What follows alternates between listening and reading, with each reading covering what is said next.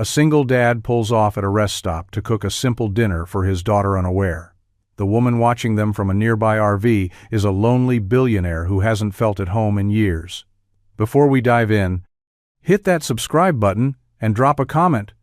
Where in the world are you watching from? The sky had turned the color of steel wool, a dull gray that pressed low over the cracked stretch of highway. Wind whispered through the brittle trees that lined the edge of the rest stop, carrying the dry scent of dust and pine needles.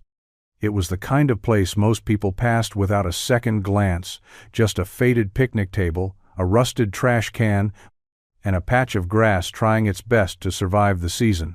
Thomas Morgan pulled their old minivan into a spot near the edge, engine sputtering before going quiet.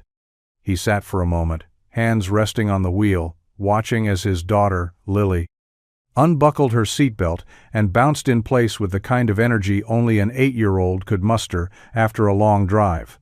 "Can we eat now?" she asked, her voice lifting with hope. "Yeah, kiddo," he said, forcing a tired smile. "Let's see what the pantry's got." The pantry was a cooler wedged behind the driver's seat, stocked with whatever he could scrape together before they left home. 2 hot dogs, half a bag of baby carrots, and a few slices of sandwich bread. Not gourmet, but better than nothing.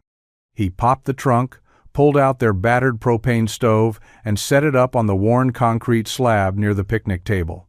Lily dragged over their single camp chair and sat cross-legged, watching him as he lit the burner with practiced hands.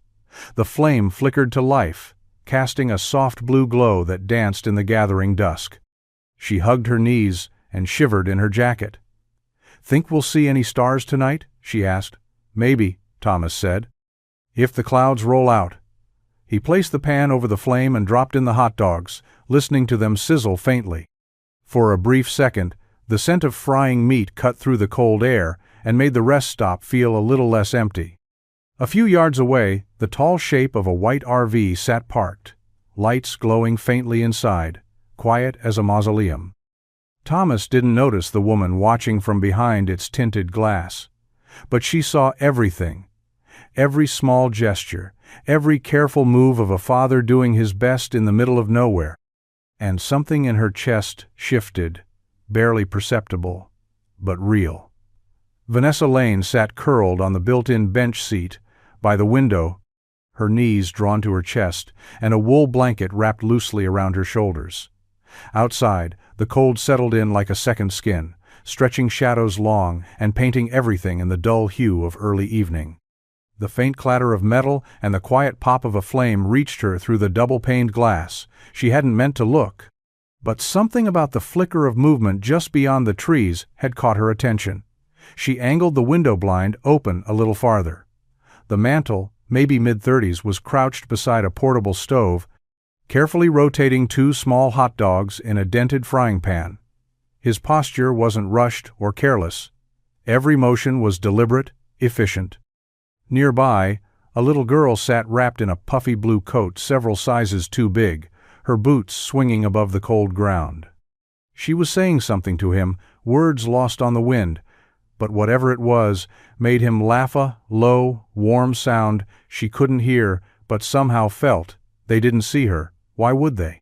Her RV, a sleek, state-of-the-art coach designed for quiet luxury, looked more like a showroom display than a home. Inside, the air smelled faintly of leather and cedar oil. Soft jazz played on low from the built-in speakers, and the espresso machine blinked politely in standby. It was comfortable, impeccable, empty. She took a sip from the mug in her hands, though the coffee had gone cold. She'd made it out of habit, just something to do. That was all she did lately. Small distractions to avoid the silence in her chest. Vanessa didn't know why she couldn't look away from them. Maybe it was the way the man glanced at the girl, not just checking on her, but seeing her, like she was the only thing keeping him anchored. Maybe it was the way they made a meal out of nearly nothing, with no bitterness or complaint. She shifted slightly, resting her cheek against the cold glass, and exhaled. They had less than she ever had, and yet something about them looked more like home than anything she'd built for herself. For the first time in weeks, she didn't feel like running. Thomas felt it before he saw it, that sense of being watched. A subtle shift in the air, like a shadow resting where it hadn't been a moment ago. He looked up from the pan just long enough to glance across the lot. The white RV sat quiet, its windows darkened by tint, but one small strip glowed faintly with movement behind it. Just a shape, a silhouette, then stillness again. He turned back to the stove. The hot dogs were nearly done, so he reached for the small plastic tub at his feet. Flipping open the lid to reveal a Ziploc bag of cooked pasta and a tiny container of shredded cheese. Lily clapped softly, a grin stretching beneath her pink fleece hood. "Mac and cheese time?" she asked, already knowing the answer. "Best dinner on the highway," Thomas said with a wink. He tossed the noodles into the pan, added a splash of milk from the thermos, and stirred until the cheese began to melt into the mess of elbow macaroni. It wasn't fancy. It wasn't even hot enough. Not really. But it smelled familiar. Comforting. The kind of dinner that came with shared glances and silly stories, and the occasional spilled spoon. Lily climbed onto the bench, her breath fogging the air as she waited patiently. Thomas spooned the food into a camping bowls, lightly chipped at the rye and handed it over. "Bon appetit, madam," he said with a mock bow. She giggled and took a big bite, humming happily around the spoon. Thomas watched her for a moment, then settled beside her, splitting the rest between two paper plates. They ate in sync, quietly, their faces glowing in the fading light of the tiny stove. He didn't look back at the RV again, though he could feel her gaze like the warmth of a campfire at his back. Whoever she was, whatever had brought her here, he figured she'd move on soon enough. They all did. But here, in this still moment, with a bowl of lukewarm mac and cheese and his daughter beside him, Thomas had everything he needed.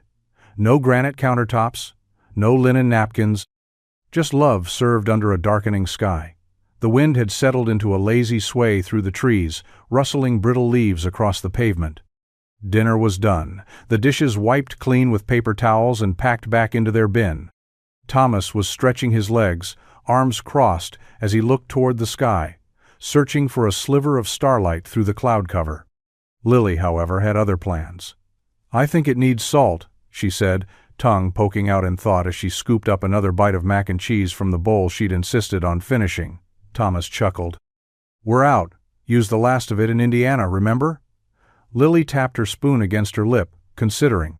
Then, without another word, she slid off the bench and trotted across the parking lot, her boots thudding softly on the concrete. "Hey, Lily," Thomas called after her, startled. "Where are you going?" "To ask the lady in the RV if she has some," she shouted back over her shoulder, like it was the most obvious thing in the world. Thomas opened his mouth to protest, but she was already halfway there. He sighed, rubbing the back of his neck. Great. Vanessa had seen the girl coming before Thomas had. She'd leaned back from the window out of instinct, her heart thudding for reasons she couldn't explain. And then, there she was. A little girl with wind-chapped cheeks, wide eyes, and the kind of boldness that only came from being raised with trust. "Hi," Lily said, stepping right up to the door of the RV. "Sorry to bother you. Do you have any salt?" Vanessa blinked, stunned. She hesitated, then stood and opened the door slowly. The cold crept in like a whisper as she stepped down, blanket still wrapped around her shoulders. "Salt?" she asked, confused but amused. "For mac and cheese. It's good, but not great," Lily said matter-of-factly. Vanessa smiled in spite of herself. "I might have some." Her voice softened. "Would you like me to bring it over?" Lily lit up. "Want to come with me? My dad made dinner. It's okay if you're hungry." Vanessa hesitated, then nodded, for the first time in a long while. She crossed the line between watching and being seen. Vanessa followed Lily across the lot, the tips of her boots catching tiny pebbles as she walked. The wind tugged at her blanket, and she pulled it tighter around her shoulders, suddenly aware of how much she didn't belong here out in the open, on cold pavement, stepping into someone else's world. A simple world, a warm one she hadn't felt part of in years. Thomas stood near the picnic table, arms crossed, brow creased, with the kind of caution that came naturally to a man raising a child alone. As they approached, he straightened. "Hey," he said, eyes flicking between Vanessa and his daughter.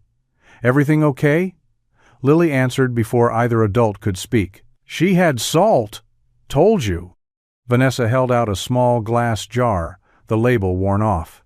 "Hope this helps." Thomas took it with a nod, his expression unreadable. "Thanks. Appreciate it."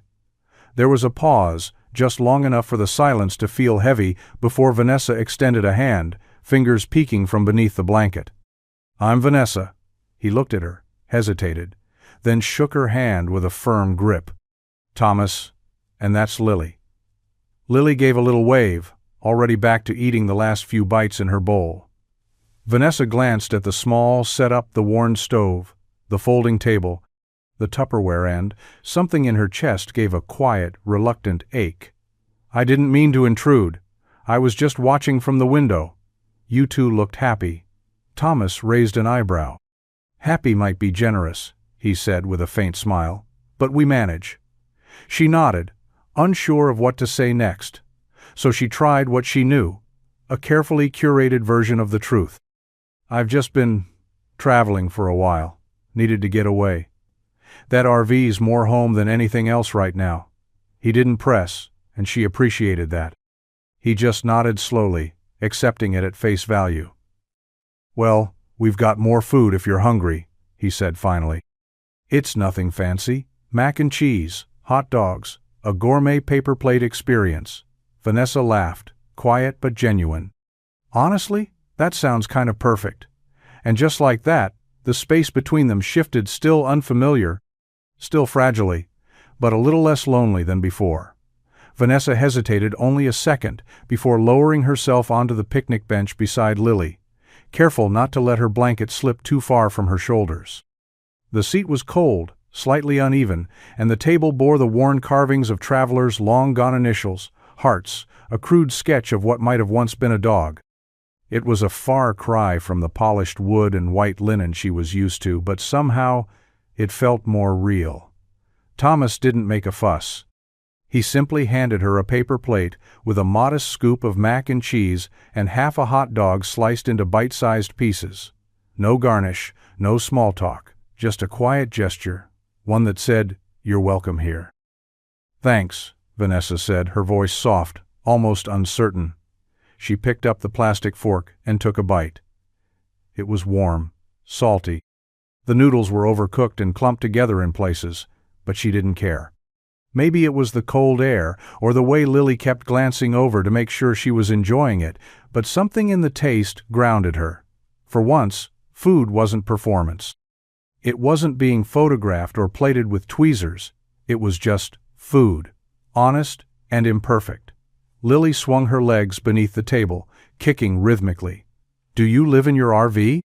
Vanessa nodded, wiping a bit of cheese from the corner of her mouth. "Right now, yeah. It's kind of my house on wheels." "That's so cool," Lily said, wide-eyed. "It's like a spaceship. I bet it has everything." Vanessa smiled. "Just about. Tiny kitchen, tiny shower. Even a bed that folds out of the wall." Thomas chuckled, finally sitting down across from them. "We've got a fold-out blanket in the back of the van." "Doesn't sound quite as fancy." "Sounds like a memory," Vanessa replied, surprising even herself. They ate in near silence after that. The three of them tucked in close under a sky that had started to clear. A single star blinked through the clouds above. Vanessa looked up, then back at the paper plate in her hands. For the first time in what felt like years, she wasn't thinking about work or headlines or expectations, just a warm meal. A quiet moment. And the company of two people who didn't want anything from her but her name. The remains of dinner sat in a neat pile at the edge of the table-stacked paper plates, crumpled napkins. The nearly empty salt jar returned to Vanessa with thanks and a shy smile from Lily. The air had grown colder, but none of them moved to leave just yet. The kind of quiet that settled between strangers learning each other's rhythms had taken hold, not awkward, just unspoken. Thomas leaned back slightly on the bench, arms resting along the top rail. He looked across at Vanessa, studying her in the low light cast by the RV's exterior lamp. She sat with her hands around a chipped enamel mug he'd filled with the last of their cocoa powder, more warm water than chocolate, but she hadn't complained. If anything, she looked oddly content. "So," he said, his voice casual, "where you headed?" Vanessa traced the rim of the mug with her thumb, eyes fixed somewhere past the trees. "Nowhere," she said simply. "That's the whole point." Thomas raised an eyebrow. "Nowhere?" She nodded. "I got in my RV 3 months ago, and just started driving. No maps, no itinerary. Just away." He didn't answer right away, just tilted his head, as if weighing whether to press further. "I needed to get out of the noise," she added. "Big city, bigger expectations. Everyone wanted something. I forgot what it felt like to want nothing." Thomas exhaled through his nose, the sound close to a chuckle. "Yeah," he said. "That sounds familiar." Vanessa looked over at him, surprised. "You've done it?" "Sort of," he shrugged. "Not by choice at first. When Lily's mom passed, we had to start over. Sold the house, left the neighborhood. We hit the road, not knowing where we were going. Just knew we couldn't stay where the memories were." Vanessa's expression shifted, something soft, almost reverent. "I'm sorry," she said. "Me too," Thomas replied quietly. "But sometimes, getting lost is the only way you remember what matters." They sat there for another long moment, both watching Lily chase a wind-blown napkin across the parking lot, her laughter echoing against the quiet. Vanessa smiled. "Then, I guess I'm exactly where I need to be." The stars had finally broken through, scattered across the sky like someone had shaken a jar of light over the dark. The last of the clouds had drifted away, and the night turned crisp and still. Vanessa stood near the edge of the picnic table, her mug now empty, the blanket around her shoulders fluttering lightly in the breeze. Thomas packed away the stove, folding it with practiced ease and sliding it back into its case. The silence between them had grown comfortable, anchored by shared words, warm food, and the quiet rhythm of understanding. "I should let you two get some rest," Vanessa said, her voice soft, almost reluctant. Lily, now curled up in the back seat of the van with her stuffed bear clutched to her chest, looked up sleepily. "You can stay if you want," she mumbled, voice thick with yawn. "You don't look like you smile a lot." Vanessa blinked, caught off guard, then smiled. It was small and a little sad, but genuine. "You might be right," Thomas chuckled, though the sound was quieter than usual. He met Vanessa's gaze across the open space.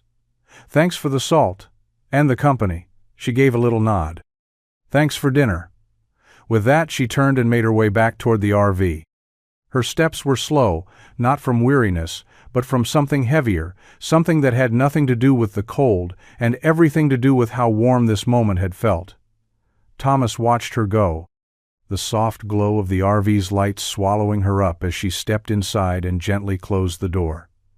The lot dimmed a bit without her there. He shut the van door quietly and climbed into the front seat. Lily stirred in the back. "She's nice," she murmured, "but she's lonely." Thomas stared out the windshield toward the RV. The silhouette of Vanessa passed briefly behind the window, then vanished again into shadow. "Yeah," he said quietly, reaching back to adjust Lily's blanket. "She is." He didn't say anything more. Just leaned back in his seat, eyes on the stars above, wondering why a stranger's sadness had started to feel like something he recognized. The sun had barely crested the trees when the smell of coffee drifted across the rest stoprick, earthy and unmistakable. Morning light spilled gently over the lot, warming the edges of the gravel and catching dew on the picnic table. Thomas stirred in the front seat of the van, blinking against the pale gold brightness. Lily was still curled up in the back, buried beneath her jacket like a cocoon. The world was quiet, save for the distant hum of passing cars and the hiss of a kettle just beginning to boil. Thomas rubbed the sleep from his eyes and stepped out into the crisp morning air. That's when he saw her. Vanessa stood outside her RV, blanket gone, replaced by a soft gray sweater and jeans. She looked less like a mystery this morning and more like someone trying to blend in with a world she didn't quite belong to. In her hands was a sleek stainless steel thermos and 2 enamel mugs. "Coffee?" she called over, lifting the thermos slightly. Thomas hesitated, then crossed the short distance between them. "You're just trying to pay me back for the mac and cheese." Vanessa grinned. "Guilty, but this might taste better." She poured the coffee, the steam curling into the morning air. He took the mug, nodding in appreciation after his first sip. It was strong, smooth, not the kind of stuff you'd expect at a rest stop. They stood there a moment, side by side in companionable silence. "So," Vanessa said, finally, eyes on the horizon, "where are you two headed?" Thomas took another sip, buying himself time. "Not sure yet. Been heading west. Got a buddy in Colorado who said he might have work, or maybe we just keep driving." She nodded like she understood. "Sometimes moving feels easier than stopping." Thomas glanced at her, curious. "What about you? Always been on the road?" Vanessa paused. "Not always. I had a life somewhere else. Lots of people, lots of noise. I walked away from it." He didn't press. She didn't elaborate.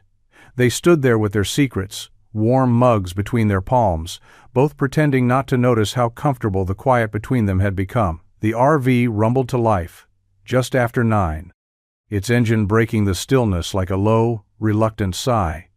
Vanessa had said a quick goodbye, nothing dramatic, just a gentle wave to Thomas and a sleepy nod to Lily, who was munching quietly on a granola bar in the van's back seat. Thomas offered a polite half-smile and lifted his coffee in parting. No promises, no see-you-laters. Just the quiet understanding that most people pass through.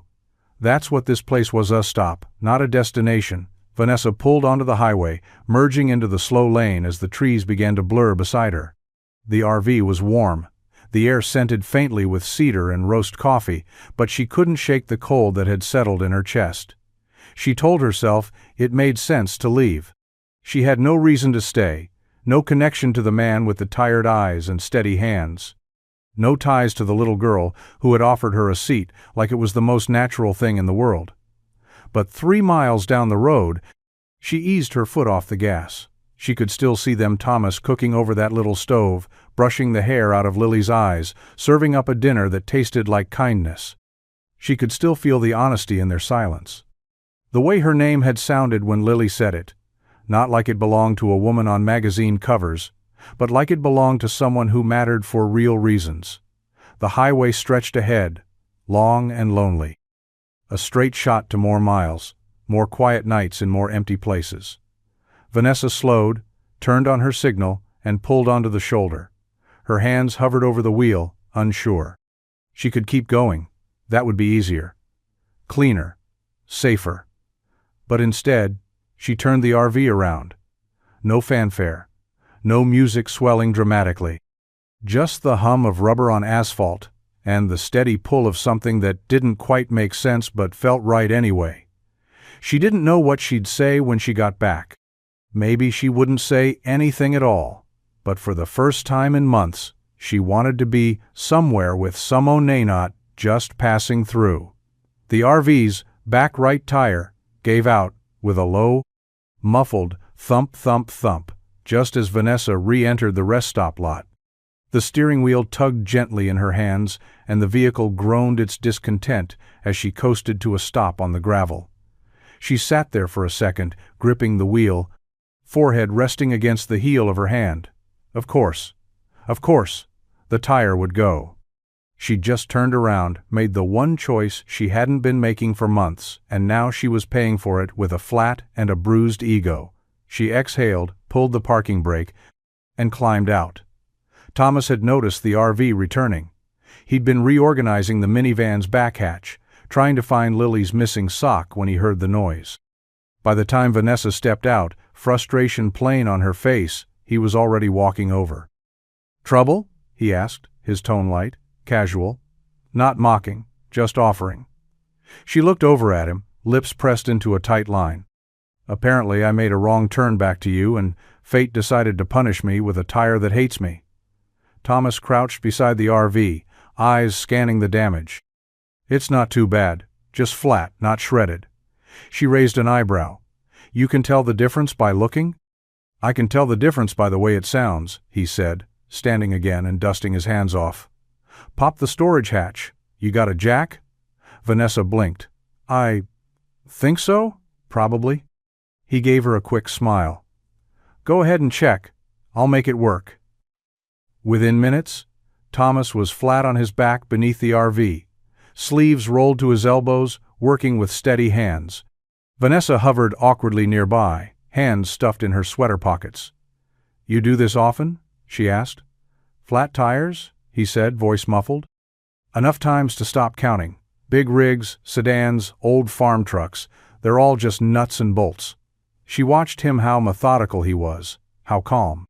No showing off, no complaints, no need to be thanked. Just fixing what needed fixing. "You're not used to people doing things for you, are you?" he added after a beat. Vanessa stiffened, caught off guard. "No, I guess I'm not." Thomas didn't say anything else. He just kept working. And, for the first time, in a long time, Vanessa let someone help without negotiation, without conditions. Just trust. By the time Thomas tightened the last lug nut and lowered the jack, the morning sun had warmed the pavement enough that the chill had faded from the air. Vanessa stood nearby, one foot tapping lightly, her arms crossed, but her posture had softened. She wasn't pacing or checking her phone. She wasn't even pretending to be busy. She was watching him. "Good as new," Thomas said, rising and brushing dust from his jeans. "Though you might want to have the rest of your tires checked before too long. These look like they've seen better miles." Vanessa offered a sheepish smile. "Probably a fair assessment of most things in my life right now." He chuckled at that, then stepped back to give her space to inspect the job herself. Not that she could tell. She wasn't the type to second-guess a man who'd just fixed something without asking for anything in return. Lily ran up from the van, her arms wrapped around a ragged picture book. "Did you fix it, Dad?" "Good as new," he said again, crouching to ruffle her hair. Vanessa watched them watch that, the quiet bond, the small affirmations, the easy way Lily's hand found Thomas's without even thinking. It stirred something deep and unsteady in her, something that made her speak before logic could catch up. "Hey," she said, voice a little higher than usual. "There's a scenic overlook a few miles up the road. It's on a bluff, nice view, picnic tables. Kind of a hidden gem. I was planning to stop for lunch." Thomas looked at her, one brow raised. She cleared her throat and added, "I've got food, real food, stuff that doesn't come from a cooler." Lily's face lit up instantly. "Can we, Dad? Please?" Thomas hesitated, glancing at the van, then back to Vanessa. "You sure?" She nodded. "I wouldn't ask if I didn't mean it, and I wouldn't mind the company." He held her gaze for a second longer, reading the sincerity in her voice, then looked at Lily. "All right," he said. "Lunch with a view." Vanessa smiled, small but real. For once, she wasn't running. She was inviting someone in. The inside of the RV was nothing like Thomas expected. Lily gasped the second she stepped in, her boots thumping softly against the polished floor. "Whoa," she whispered, spinning slowly as her eyes drank in the glossy white cabinets, recessed lighting, and soft leather seating that wrapped around a built-in dining nook.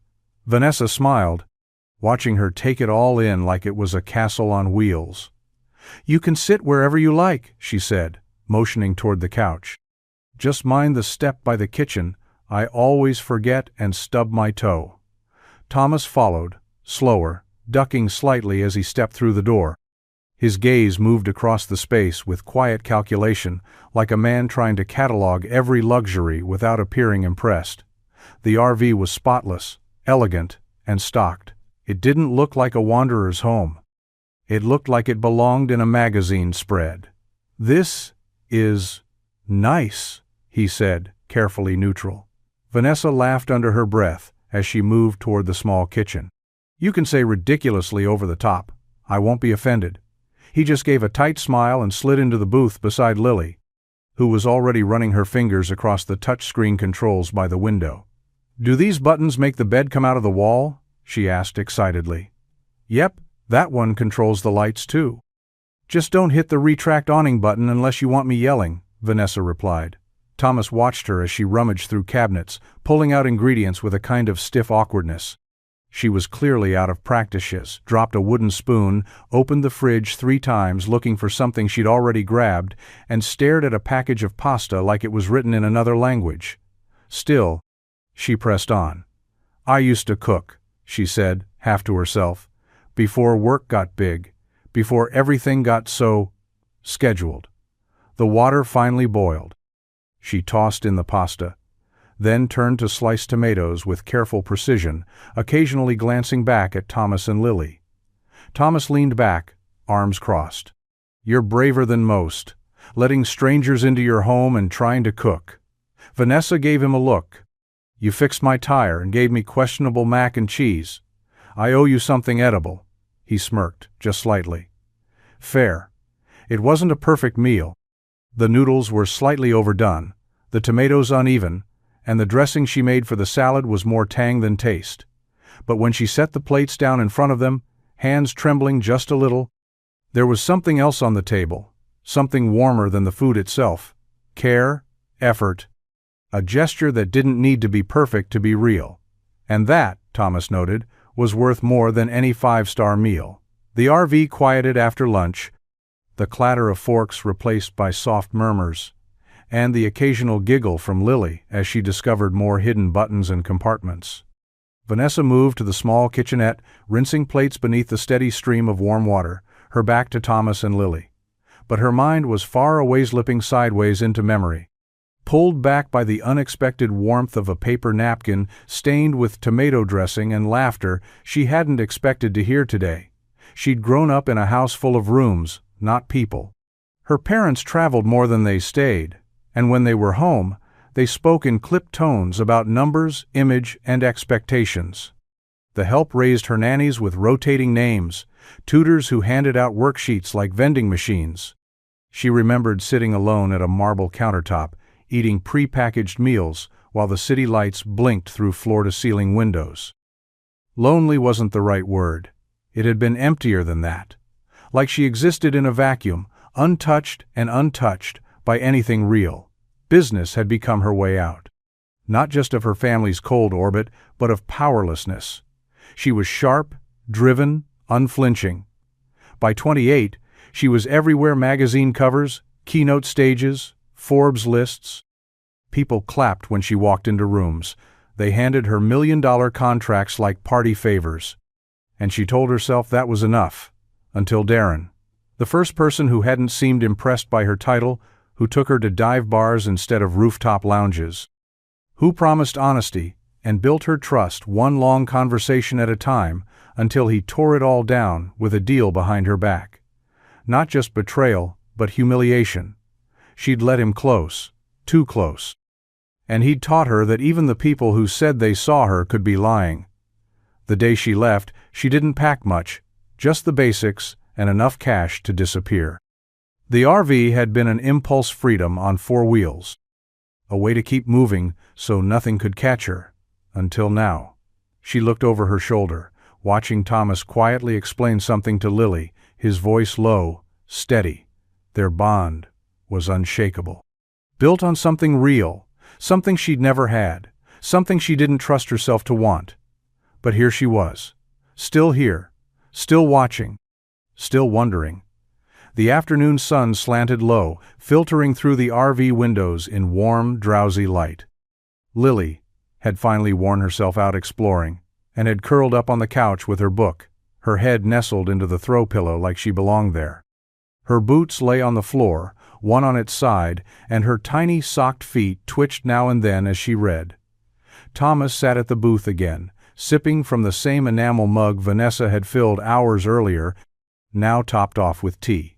Across from him, Vanessa had finally stopped moving. She sat with one leg folded beneath her, hands wrapped around her own mug, her posture relaxed in a way that said she'd momentarily forgotten how to guard herself. They hadn't said much since lunch. Not out of awkwardness, but something more, deliberate. The kind of silence that didn't need filling. Thomas glanced toward the couch, then back to Vanessa. "She's taken to you," he said. Vanessa smiled softly. "She's easy to love." He nodded. "She is." For a moment, neither of them looked at each other. They just stared out the window, watching a leaf drift slowly across the windshield. "Were you close with your parents?" Thomas asked after a beat, not pushing, just curious. Vanessa let out a quiet breath. "Not really. They were distant, good at expectations, bad at affection." He nodded again, not surprised. "Mine were the opposite, loud and messy. Everything boiled down to love or frustration, usually both at once." "Sounds better," she said. "Sometimes." Another quiet settled in. Vanessa turned her mug slowly in her hands. "You talk about Lily's mom much?" Thomas didn't look up, but his fingers tightened slightly around the mug. "Not often. When Lily asks, I tell her the truth. That her mom was kind, beautiful, too good for this world." Vanessa swallowed, then said, "I'm sorry." He finally looked at her. "So am I." There was no follow-up, no long explanation, no digging. Just the soft weight of two people recognizing something in the other, the echo of loss, the fatigue of surviving it, the gentleness that came from carrying it without bitterness. Vanessa didn't offer comfort, and Thomas didn't need it. What they gave each other in that moment was something quieter, understanding, and the fragile beginnings of trust. The rain came suddenly, as it often did in places forgotten by the radar. One minute the sky was a hazy gray, and the next, fat drops were drumming against the RV's roof in a steady rhythm. Thunder rumbled somewhere distant, low and lazy, like it couldn't quite be bothered to roar. They had planned to leave. Or at least, that was the unspoken agreement. But the storm pinned them down, and neither seemed in any rush to test the road. Vanessa pulled out a folding camp chair and dragged it beneath the RV's awning, the rain tapping its metal like a metronome. She'd wrapped herself in a worn sweatshirt and held a chipped mug of something warm and vaguely herbal. Thomas joined her a few minutes later, jacket zipped to his chin, hands in his pockets. Lily had fallen asleep in the van, worn out from the day and bundled in blankets. They sat side by side, legs stretched out, the smell of wet earth and pine settling between them. The fire pit nearby crackled softly, a small flame shielded under a makeshift canopy of sticks and tarp Thomas's doing, of course. "Rain makes everything slower," Vanessa murmured. "Even time." "Sometimes that's a good thing," Thomas replied, not looking at her. "For people who don't know what comes next." She smiled faintly, sipping her tea. "You always talk like someone who's carrying more than he lets on," he shrugged. "Maybe. Or maybe I've just been quiet long enough to see things clearly." The fire popped. Sparks spiraled up and disappeared into the dark. "I used to think success would feel like freedom," Vanessa said, voice low. "I chased it so hard, built everything I was on it. But the higher I climbed, the lonelier it got. Like I was building a house on glass." Thomas finally looked at her. His eyes weren't surprised. They were calm, steady like he already knew. "You ever miss it?" he asked. She considered. "Sometimes. Not the people, not the noise, but the certainty, the illusion of control." He nodded. "Yeah, I miss that too." They sat in silence again, but this time it wasn't heavy. It was full. Full of things unsaid but felt. The rain kept falling, a curtain around their little campfire world. And for the first time, both of them let their shoulders relax. Not all the way. Not yet. But enough. Enough to begin. The rain lingered through the night, softening by morning into a gentle drizzle that clung to the windows and left the world damp and still. The air was thick with the scent of wet pine and wood smoke, and the rest stop felt like an island quiet, slow, wrapped in gray. Inside the RV, warmth pulsed from the small heater, and the soft sound of laughter filled the space. Lily sat cross-legged at the table, tongue poking out in concentration, a sheet of printer paper in her hands. Vanessa sat beside her, sleeves rolled to her elbows, mimicking each fold with exaggerated care. "Okay, Vanessa said, holding up her own creation. Now we fold the wings down like this. Lily mirrored the move, her eyes wide with focus. Like this? Perfect, Vanessa said, a little surprised at the pride she felt swelling in her chest. You're a natural. Thomas leaned against the doorframe, one hand cradling a steaming mug of coffee, watching them with an unreadable expression. Something close to amusement. Something close to wonder. The table was scattered with a few failed attempts, crumpled corners, uneven wings, but two completed planes now sat proudly side by side. Lily's had pink marker streaks on the wings and the word Flyer Queen scribbled on the side. Vanessa's was crisp, minimalist, sleek. You ready for the maiden flight? Vanessa asked. Lily grinned. You first. Vanessa stood, stepping back with dramatic flair, and tossed her plane through the air. It glided smoothly across the RV, before bouncing off the couch and landing on the floor. Lily cheered like it had broken a world record. Thomas shook his head, chuckling. You've created a monster. I like her monster, Vanessa said softly, meeting his eyes for a brief, honest second. Before anything more could be said, Lily clapped her hands. Now pancakes. Vanessa blinked. Wait, pancakes? You promised last night, Lily said, crossing her arms in mock seriousness. I said maybe, Vanessa corrected. She heard yes, Thomas added with a shrug. Vanessa sighed, reaching for the flower. Fine. But you're both flipping your own. An hour later, the RV smelled like vanilla, syrup, and something dangerously close to joy. And as she watched Lily smear butter across a too-thick pancake with utter delight, Vanessa realized how strangely natural it all felt, like she was part of something she hadn't known she'd missed. The rain had passed by late morning, leaving behind puddles that mirrored the sky and air that smelled like wet asphalt and pine. They'd packed up slowly, reluctant to move on, but knowing they couldn't linger forever. The RV needed gas. So did the minivan. So they stopped at a rural station just off the two-lane highway, the kind of place where the coffee was burnt, the bathrooms questionable, and the newsstand dusty and thin. Thomas sent Lily inside with a $5 bill and instructions for juice and a snack. He leaned against the hood of the van, the pump clicking rhythmically as it filled the tank. Vanessa was parked beside him, head bent over her phone, finally catching up on messages she'd been ignoring. The bell above the convenience store door jingled, and Thomas stepped inside to check on Lily. That's when he saw it. The magazine was tucked beside a row of auto weeklies and tabloids, its headline bold against the faded reds and yellows of the rack. Vanessa Lane, billionaire VC queen, disappears from spotlight. Where did she go? Her face was angled perfectly, eyes confident, jaw set, hair glossy, and styled within an inch of perfection. It was her. But not the woman flipping pancakes in a sweatshirt. Not the one teaching Lily to fold paper wings. He stared at it for a long moment. Lily tugged at his sleeve, holding a bag of pretzels and a juice box. Can we get gummy worms too? Thomas blinked. Yeah, sure, kiddo. Go ahead. He grabbed the magazine, almost without thinking, and folded it under his arm. He didn't know why, maybe curiosity, maybe clarity, maybe a need to see the version of her the world thought they knew. Back outside, Vanessa looked up as he approached. Everything okay? Yeah, Thomas said, handing Lily her snacks. He met Vanessa's eyes briefly, the magazine still tucked at his side. He didn't mention it. Not yet. But something had shifted. Not anger.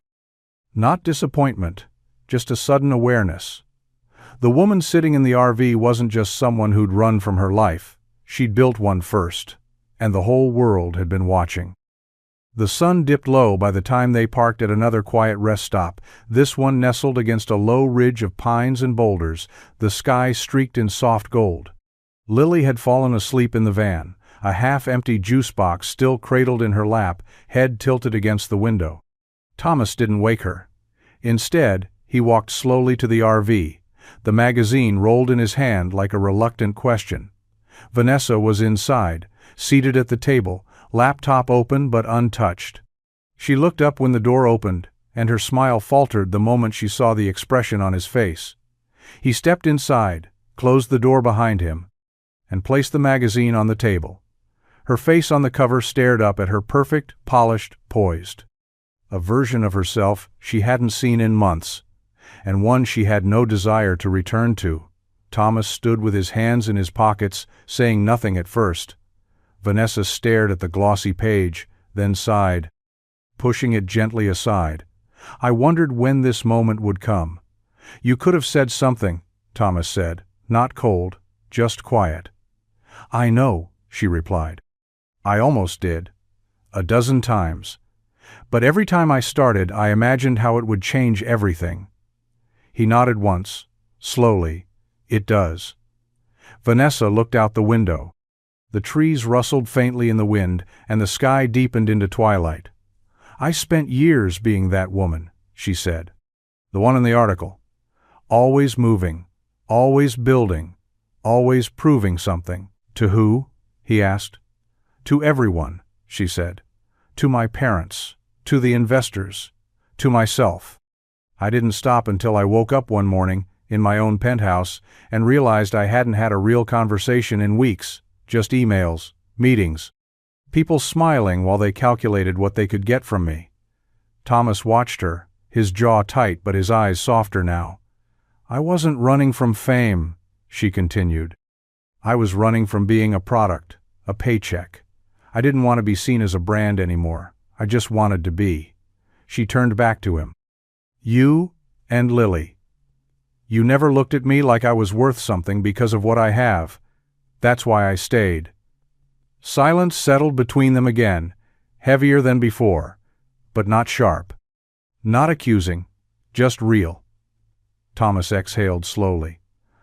I don't care about the articles, or your bank account, but I do care about the truth.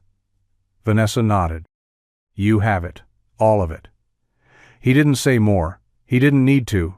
For the first time, they were on level ground. No titles, no secrets. Just two people, carrying the weight of who they'd been, and deciding what came next. The next morning was quiet. Too quiet. The kind of quiet that settles after something has shifted, even if no one says it out loud. The air between them wasn't cold exactly, but it had thinned, like a window left open just enough for doubt to drift in. Thomas packed the van slowly, methodically, checking straps twice and reorganizing bins that didn't need reorganizing. Lily bounced around as usual, completely unaware of the tension. She chattered about the squirrels she'd spotted near the trees and asked if they could make paper airplanes again later. Vanessa smiled and nodded, but her eyes kept drifting to Thomas. He hadn't really looked at her since the magazine. Not the way he had before. Not with that open steadiness that made her feel like she could breathe again. He was polite still, helpful still. But there was a new distance in his posture, in the way he answered her with short phrases and averted glances. A quiet wall had gone up, and she felt every brick. When she offered him coffee that morning, he took it with a quiet thanks and nothing more. She wanted to ask what he was thinking, wanted to push past the silence and just name it for what it was. But part of her was afraid of the answer, because the truth she had given him, the part of herself she'd buried for so long, might have been too much, or maybe just the wrong kind of truth. She stood by the RV steps, watching as Thomas tied down the last of the gear in the van. His movements were precise, focused, like the act of doing was safer than talking. Thomas, she said quietly, trying. He paused but didn't turn around. Yeah? She hesitated. You okay? He finally looked over his shoulder. His eyes weren't hard, just tired. Guarded. Yeah. Just a lot on my mind. She nodded, even though the answer hurt. Me too. The silence returned, settling between them like a fog. Not hostile, just uncertain. They stood in it, each unsure whether to take a step forward or turn away. And for now, neither did. The rest stop they chose that evening was quiet and sun-dappled, tucked beside a stand of pine trees that caught the golden light just right. It was the kind of place you'd never remember on a map, but Lily would later remember it as magic. She didn't know anyone had remembered. Thomas had, of course. He always did. But this year, he hadn't planned anything. No balloons, no party. Just a promise of pancakes in the morning and maybe a roadside gift if they passed a dollar store. That was all he could manage. And she never asked for more, which was why the sight waiting for her beside the RV took them both by surprise. Streamer soft pastel, one shung gently between two trees, taped carefully to branches with surgical precision. A little folding table had been set up beneath them, draped in a floral bedsheet that had clearly been repurposed as a tablecloth.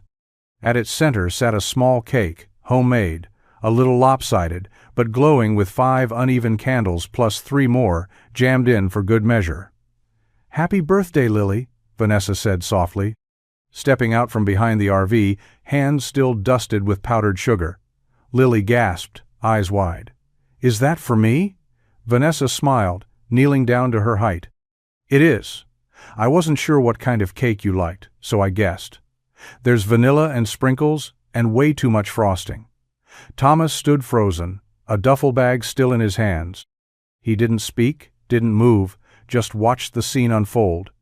Lily rushed forward and threw her arms around Vanessa with the abandon only a child could give. "This is the best surprise ever." "I'm glad," Vanessa said, holding her gently. "You deserve a real birthday." Thomas stepped forward finally, setting the bag down by the van. "You didn't have to do all this," he said quietly. Vanessa met his gaze, a flicker of emotion passing behind her eyes. "I wanted to. It felt important." He didn't answer, but something inside him shifted. As Lily danced around the table, blowing out candles and begging for the biggest slice, Thomas saw it clearly not the version of Vanessa from the magazine, but the one who'd stayed, who'd paid attention, who cared enough to make something by hand just to make a little girl feel seen. And for the first time in days, the wall inside him cracked, just a little. Enough to let the warmth in. The fire crackled low, sending tiny sparks into the darkening sky. Lily had fallen asleep inside the van, still clutching a napkin-stained paper plate and a half-eaten slice of cake. Her head rested against a pile of blankets, sugar-fueled excitement finally giving way to the peaceful sleep of a child who knew she was loved.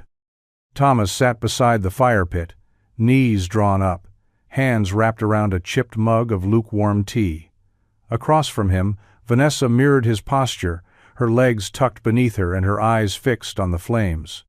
The tension that had lingered between them the past few days was thinner now, softer around the edges, like snow beginning to melt. "Thank you," Thomas said, voice low, rough. "For today, for what you did for her." Vanessa didn't look up right away. It felt good to do something that didn't come from a calendar alert or a corporate event planner. Thomas smiled faintly. "Well, you nailed it. She won't stop talking about the frosting." Vanessa chuckled. "I think I overdid the sugar." "You did," he said. It was perfect. They sat in silence for a long moment, the kind that carried weight but didn't press too hard, the kind that asked for truth without demanding it. "She's all I've got," Thomas said finally. "After her mom passed, it was like the world shrank to just the two of us. Nothing made sense anymore, except keeping Lily safe, keeping her okay." Vanessa looked at him then, really looked. "I know what that's like," she said. "Not the same way, but grief makes everything sharper, quieter, like the volume gets turned down on everything else." He nodded. "You carry it differently than most people." "So do you." She drew a breath. "I lost someone too. Not to death just. Lost them when I realized they never really saw me. I think that broke something in me for a while. Made me forget how to let people in." Thomas studied her, the firelight flickering in her eyes. "And now? I'm remembering." He didn't answer, but his silence was no longer closed, no longer distant. When their eyes met again, there was something else there. Not resolution, not certainty, but the quiet, unmistakable beginning of trust. The ice was breaking, and beneath it, something warmer waited. The next morning broke with pale light and crisp air, the sky still shaking off the last of its clouds. Vanessa stood outside the RV, sipping hot coffee from her favorite mug, the one with a chip in the handle and faded gold lettering that read, "Stay Wild." She wrapped her sweater tighter around herself and watched the world stretch awake. Thomas was already up as usual. She'd learned that about him. He never wasted a sunrise. He was checking the van's oil when a rattling sound echoed from the highway entrance. A small sedan sputtered into the rest stop, its hood bouncing slightly with each bump, engine coughing like it had a smoker's lungs and a bad attitude. The driver, a man in his 50s with a worried expression and a phone clutched in his hand, pulled in beside the picnic area and popped the hood with a groan. Thomas looked over once, then without a word, grabbed his toolkit. Vanessa followed at a distance, mug still warm in her hands. "Need a hand?" Thomas called out. The man looked up, startled, then nodded with a sheepish smile. "Yeah, I think it's overheating. I was hoping to make it another 10 miles, but she gave out." Thomas was already crouching beside the engine. "Looks like a busted hose clamp," he muttered. "I've got something that'll hold you till you get to a real shop." The man blinked. "You a mechanic?" Thomas shrugged. "Just a dad who's fixed a lot of broken things." Vanessa stood back, watching them. There was no performance in Thomas's voice, no need for praise. He didn't talk down to the man, didn't boast. Just got to work with quiet confidence, sleeves rolled, hands steady, voice calm. Lily wandered over, with a juice box in hand, settling next to Vanessa like it was the most normal thing in the world. "He does this all the time," Lily whispered. "Helps people without thinking about it." Vanessa smiled, eyes still on Thomas. "I can see that." It struck her then, not just the goodness of him, but the ease of it. There was no image to manage here.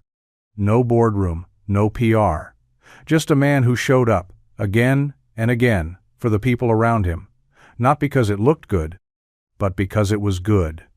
And in that moment, watching Thomas wipe grease from his hands with a frayed rag, Vanessa felt a pang of longing she hadn't expected.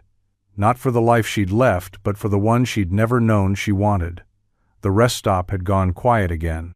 The traveler with the overheating sedan had driven off, waving his thanks, and Lily was busy building a pinecone village under a nearby tree, narrating each citizen with dramatic flair.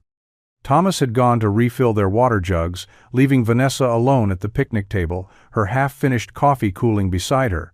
That was when her phone buzzed once, twice, then again, persistent and sharp, against the peaceful silence. She glanced down and felt her stomach tighten. Martin Reyes, chairman of the board. A name she hadn't seen on her screen since she left without a word. For a moment, she thought about letting it go to voicemail. Pretending the signal was bad. Pretending she wasn't here at all. But the guilt crept in like a draft under the door. She stood and stepped away, walking toward the edge of the lot. Where the trees grew thicker and the air felt heavier, she answered. "Vanessa." Martin's voice was clipped, all business, as always. "You're alive. That's good to know." "I'm fine, Martin," she said, keeping her voice level. "What's going on?" "You tell me. You disappeared. No one's seen you in months. You ghosted the board, canceled every meeting, and didn't tell your assistant where you were going." "That was the point," she replied. "Well, now the press is asking questions. Shareholders are nervous. We've got speculation from every angle: burnout, breakdown, secret buyout. People are starting to worry you're not coming back." Vanessa exhaled slowly. "Maybe I'm not." There was a pause. "That's not funny." It wasn't a joke. Another silence, longer this time. Then Martin's tone shifted, less sharp, more urgent. "Vanessa, you built this company. People believe in you. We've kept things stable, but it's not sustainable. You know that. We need you back. Even just to make a statement." She closed her eyes. The trees whispered overhead. Somewhere behind her, she could hear Lily's laughter, light and free. "I need time," Vanessa said. "I need space. I need to figure out who I am without all of that." "You don't have time," Martin said. "We're calling a board meeting next week. You should be in that seat, not on some personal journey in the woods." Vanessa didn't answer. "You're running out of room to hide, Vanessa." When the call ended, she stood there, phone heavy in her hand, heart heavier still. For the first time in weeks, the world she'd left behind wasn't distant anymore. It had found her, and it wanted her back. The sun had dipped below the trees, casting long shadows across the rest stop. The light turned amber, warm and fleeting, like the end of something beautiful you didn't want to let go of. Vanessa stood near the RV, arms folded, leaning against the side like it was the only thing holding her up. Her phone was tucked away, but the weight of the call still pressed on her shoulders like a second gravity. Thomas sat at the picnic table, drying out Lily's damp socks near the fire pit. She was inside the van now, humming to herself, drawing with her markers, blissfully unaware that the air around the grown-ups had changed. Vanessa watched him for a long moment before finally speaking. "You ever think about leaving all of this behind?" she asked. Thomas didn't look up. "You mean the glamorous world of gas stations and soggy socks?" She smiled, but only briefly. "I mean, really leaving. Starting over. Somewhere that doesn't come with limits. Somewhere that isn't always scraping by." Now he looked at her. Slowly, steadily. "What are you saying?" Vanessa stepped forward, nervous in a way that felt unfamiliar. "I've got money. Too much of it, probably. I've got connections, land, ideas, things I never wanted to do alone. I'm not asking you to fix anything for me, Thomas. I'm asking if you'd consider building something with me." He said nothing, just studied her with the same quiet eyes that had seen through the polished version of her from the very beginning. "I know it's fast," she added quickly. "I know you don't trust easily. I wouldn't either. But I've seen the way you live, the way you care. You're exactly the kind of person the world needs more of, and if I'm going to go back to it, I want to do it on my terms. With people who matter." Thomas stood, brushing his hands on his jeans, the fire casting flickers of gold along his jawline. "You're talking about two different worlds," he said. "You don't just stitch them together." "I'm not asking for stitches," Vanessa said softly. "I'm asking for a chance." He looked away for a moment, toward the van where Lily's laughter floated out, small and unburdened. Then he looked back at Vanessa and said nothing. Not yet. The fire had burned low, down to glowing embers and soft crackles. The stars were out now, scattered thick across the sky like spilled sugar. Thomas stood with his hands deep in his jacket pockets, the night pressing in around him, colder than the one before. Vanessa waited across from him, still near the RV, her expression calm but expectant. He wanted to say yes, he really did. But instead, he took a breath and shook his head. "I can't," he said quietly. Vanessa's eyes searched his face. "Because you don't trust me?" "No," he said, and his voice was steady. "Because I don't trust what it would cost." She flinched at that, just slightly. "I've spent the last few years holding things together with duct tape and hope," he continued. "Every choice I make, I ask myself if it keeps Lily safe, if it keeps her stable. I can't throw her life into something unproven because it sounds good in the moment." "I'm not offering a fantasy, Thomas," Vanessa said. "This isn't some fairy tale ending. It's real. I'm real. And I'm asking you—" "I'm not a project," he interrupted, his voice firmer now.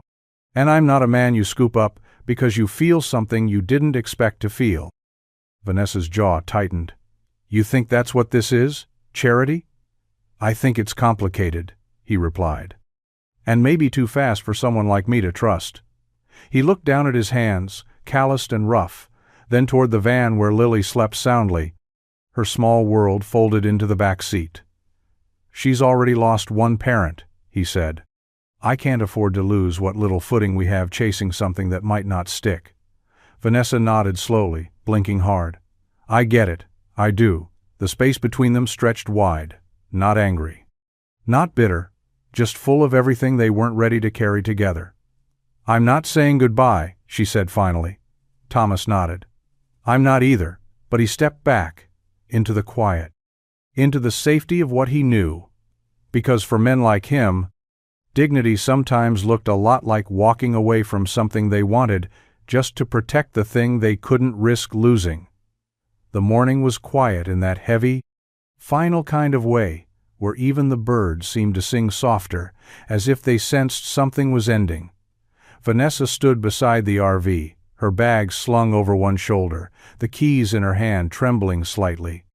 The sun filtered through the trees, casting long slashes of gold across the pavement, painting shadows that felt more like borders than light. Thomas was helping Lily tie her shoes by the van, trying to keep his voice cheerful, trying not to look toward the woman who had, in such a short time, felt like a piece of something lost and suddenly found again. Vanessa didn't want to go. Every fiber of her body screamed to stay, to fight harder, to find some other way to make this work. But the space between what she could offer and what he could accept was too wide. She'd seen it in his eyes, the hesitation, the fear, the unspoken vow that he couldn't risk letting Lily's world tilt again. Not even for something that felt like love. She took a breath, then crossed the lot slowly. "I'm heading out," she said. Voice too even, too controlled. Thomas looked up and met her gaze, nodding once. "Drive safe." There was a long pause. Then Lily looked up, brow furrowed, confusion settling in as she scanned their faces. "You're leaving?" she asked, stepping forward. "Why?" Vanessa crouched to meet her. "Because sometimes grown-ups don't always know how to stay, even when they want to." Lily's lower lip quivered. "But we're supposed to have pancakes again." "I know, sweetheart." Vanessa smiled, but her voice cracked. "I wish we could." Lily's arms wrapped around her neck in an instant. Tight. Desperate. "Can't you just come with us? Or we go with you? We could be together." Vanessa closed her eyes, holding her close. Her voice was a whisper. "I want that so much." Thomas stood frozen, watching his daughter cry into Vanessa's shoulder, and though his heart clenched, he didn't stop her. He couldn't. Vanessa kissed Lily's forehead, then gently pulled away. "Goodbye, baby girl." Lily cried as the RV pulled out, waving through her tears. And Thomas stood beside her, silent, hand on her shoulder, trying not to cry himself. But deep down he knew she had taken something with her, and left something behind. The days that followed fell into quiet, predictable rhythm. Wake up, make coffee, pack the van, fix what was broken, drive, sleep, repeat. Thomas returned to the road like a man slipping into an old coat familiar, worn, a little too tight in the shoulders. He and Lily moved from one rest stop to another, one small town to the next. He picked up odd jobs, brake pads, oil changes, a busted water pump on a tractor outside of Tulsa. Enough to keep gas in the tank and food in their cooler. Enough to get by. But something had changed. The silence was heavier now, not from grief, but from absence. Vanessa didn't come up in conversation, not even once. He didn't tell Lily to forget. He didn't tell her anything at all. But when she mentioned the RVer voice dipped, softer, careful, like she wasn't sure if saying the name out loud would make her dad sad. It would have. Thomas would wake some mornings before the sun rose, sitting on the edge of the van's front seat, holding a lukewarm cup of coffee, staring at nothing in particular. He'd watch the horizon like it might hand him an answer he didn't have the courage to ask for. Vanessa was everywhere and nowhere. In the way Lily hummed when she colored. In the folded paper airplane still tucked into the glove box. In the sweetness of syrup when Thomas made pancakes one morning out of guilt more than celebration. He told himself he'd made the right choice. That stability mattered more than dreams. That protecting Lily was his purpose, and anything that threatened that, no matter how kind or beautiful, wasn't worth the risk. But at night, when Lily was asleep and the world was still, Thomas would sometimes pull over on a quiet stretch of highway, turn off the engine, and stare into the dark. And he'd wonder not loudly, not with regret, but with quiet HF, letting her go, had been an act of love or of fear. Either way, she lingered. And so did the space she left behind. It was late afternoon when Thomas pulled the van into the dusty parking lot of a roadside laundromat in a town so small the welcome sign doubled as the goodbye. The sun was high, casting a sleepy amber over everything, and Lily was stretched out in the back seat, drawing shapes into the condensation on the window with her finger. They hadn't planned to stop long. Just laundry, a quick rinse of the dishes, maybe a hot meal if the local diner didn't mind a wriggly 8-year-old and a man who paid in cash. But when Thomas opened the driver's side door, he noticed something tucked into the metal latch of the mailbox beside the laundromat's vending machine. At first, he thought it was junk mail, forgotten or misplaced. But then, he saw his daughter's name, Lily Morgan, written in neat, careful handwriting. No return address, just her name. He pulled it free, turning it over, scanning for any sign of who it was from. But he didn't need to. He knew. "Lily," he said softly, stepping around the van. She looked up, curious. "Yeah?" "You got a letter." Her eyes lit up as she sat up straight. "Me? Who would send me a letter?" He handed it to her slowly. She tore the top open carefully, like it might be fragile. Inside was a single folded sheet of thick paper, pale blue. On it, drawn in bright crayon strokes, was a paper airplane with little dotted lines trailing behind it like it was soaring. And next to it, in Vanessa's looping script, "Still flying, come find me if you're ready." Lily stared at it for a long moment, then looked up at her dad. Her eyes were wide, soft with hope. "Does this mean we can go?" she asked, her voice barely above a whisper. Thomas didn't answer right away. He took the letter gently, held it in his hands, and read the words again. A paper airplane. A challenge. A promise. A door still open. His throat tightened, and all he could manage was a quiet "maybe." But inside, something shifted. Maybe wasn't, no. Maybe was the first word of a new beginning.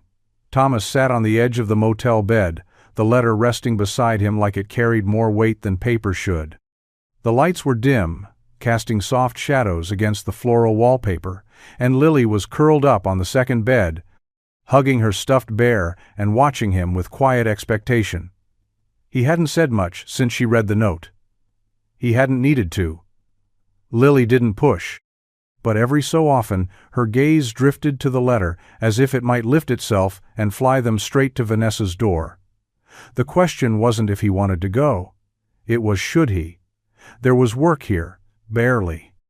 The garage paid just enough to keep them in motels and microwave dinners. The minivan was on its last legs, coughing every time they climbed a hill. And the future, if he was being honest, stretched out like more of the same, safe, familiar but painfully small. He'd built walls around them, thinking they were protection. But maybe they'd just been limits. The next morning, he made the first call. By that afternoon, he'd turned in his tools, shaken his boss's hand, and walked out with a final paycheck in his back pocket. He didn't look back. The van sold for less than he'd hoped, but enough. A friend, a scrappy old mechanic who owed him more favors than he could count, lent him a better one. Not pretty, but solid, reliable, big enough to hold the rest of their life, whatever shape it took. Lily helped pack. She didn't ask questions. Just hummed while folding her clothes and tucked the paper airplane drawing into a notebook like it was a map. On the morning they left, Thomas buckled her in, paused with his hand on the ignition, and looked out at the quiet street behind them. The life they'd known, the sacrifices, the grief, the grit. Then he started the engine. They weren't driving toward luxury. Not toward comfort or even certainty. They were driving toward possibility, toward a voice that said, "Come find me." And this time, he didn't let fear answer first. He let hope take the wheel. The tires crunched softly over gravel as Thomas pulled into the familiar curve of the rest, stopped the same one where it had all begun. The trees rustled gently in the early evening breeze, and the golden light filtered through them just like it had that first day. The air smelled like pine and distant wood smoke, and the place, though quiet, felt anything but empty. Lily pressed her face to the window. "It's here," she whispered. "It's the same place." Thomas nodded but didn't speak. His hands stayed firm on the wheel, his heart pounding with the quiet weight of hope laced with doubt. He hadn't called, hadn't written. He wasn't sure if she'd be here. He just came, and then he saw it. Parked beneath the same stand of trees was the RV, unchanged and unmistakable, still sleek, still shining. But now, it looked less like a retreat and more like a home. Vanessa was outside, seated on the picnic bench with a book resting on her knee, a blanket wrapped around her shoulders. She was barefoot, her hair pulled into a loose braid, and her face turned slightly toward the breeze, like she was listening to something only the wind could say. She looked up, their eyes met across the lot, no words, no gestures, just that long, loaded glance that said everything they'd been carrying in silence. Vanessa rose slowly, letting the book slide closed in her hand. She didn't move toward them, didn't call out. She just stood still, eyes wide and uncertain, heart flickering behind them like the porch light she hadn't turned on yet. Thomas opened the van door. Lily was already unbuckling, practically bouncing in her seat. "Can I go to her?" she asked, breathless. He nodded. "Go."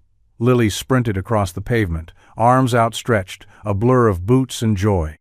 Vanessa dropped the book and knelt just in time to catch her, both of them laughing, crying somewhere in between. Thomas stepped out of the van, slower, quieter.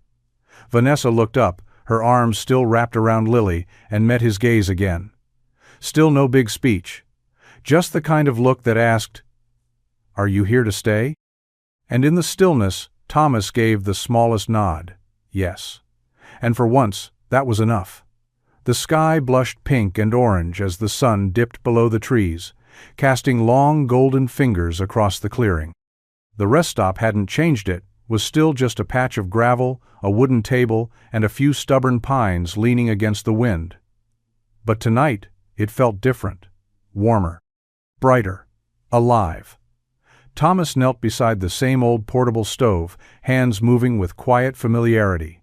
He sliced peppers and onions on a cutting board balanced across his lap, a small cooler open beside him. Lily darted between the van and the picnic table, setting out mismatched utensils with the focus of a kid on a mission. Vanessa sat nearby, her legs tucked beneath her, sleeves rolled up, peeling garlic with clumsy fingers and a small grin. "You sure you want me doing this?" she asked, holding up a crushed clove. Thomas smirked. "You did fine with the cake." "That was a miracle," she replied. "This is sabotage." He chuckled softly, shaking his head as he dropped the vegetables into the sizzling pan. The smell rose instant familiar, humble, good. He stirred, the rhythm of it grounding him. They didn't talk about the weeks apart. Didn't try to explain or unpack what had already been felt in that long look across the lot. There was no need. Lily plopped down on the bench beside Vanessa, holding up 2 paper airplanes. "Guess which one's yours?" Vanessa pointed to the one with crooked wings. "The one that'll crash dramatically." "Correct," Lily said proudly. "But it'll look cool doing it." Thomas flipped the food in the pan and smiled. She's happy, he thought. And he was too beneath the tired, beneath the scars of doubt. Dinner was ready in minutes, just sautéed vegetables, rice, and a little cheese melted on top. Nothing fancy. No tablecloth, no wine, no music. Just 3 plates, a couple of plastic forks, and the gentle sound of cicadas waking in the trees. Vanessa took a bite and closed her eyes. "Okay, I take it back. You're not just a mechanic. You're a wizard." "I've been called worse," Thomas said, passing her a napkin. They ate as the stars came out, slow and unhurried. Laughter came easy. So did the quiet. Same stove, same fire. But everything had changed.